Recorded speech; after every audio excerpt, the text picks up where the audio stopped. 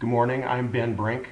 I'm an adjunct in the Walker School of Business, and I oppose the SEIU in its effort to unionize faculty at Webster.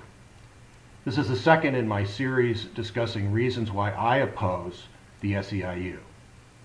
I want to tell you a little bit about an example of extreme corruption by this union and illegal activities and court cases.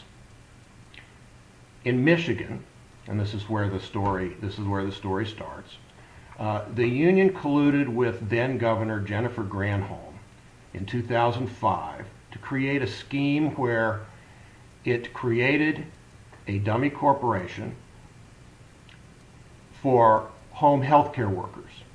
Home health care workers include, and in fact the majority of home health care workers under this definition, were family members caring for ill relatives at home.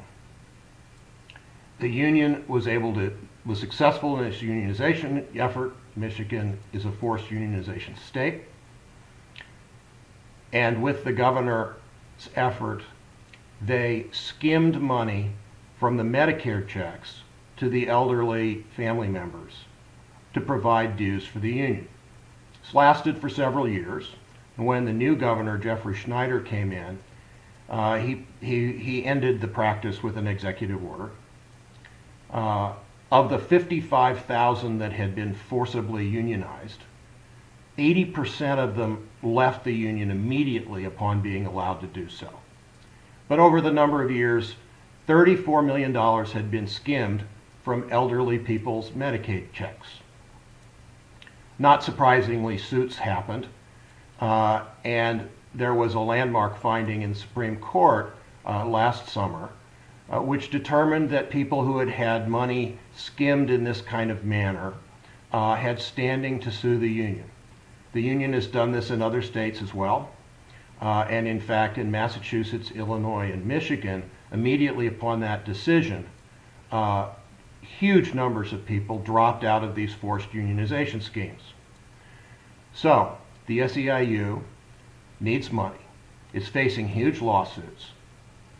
It has engaged in criminal acts, both determined by illegal acts, both determined by the Supreme Court, but also the state of Michigan. The SEIU bankrolled secretly an attempt to overturn the executive order through a proposition process and was found guilty of violating election laws in that state and was fined $200,000. So here's a union that's all about revenues from dues, doesn't really care how it gets them, and we as adjuncts happen to be the group that's currently targeted.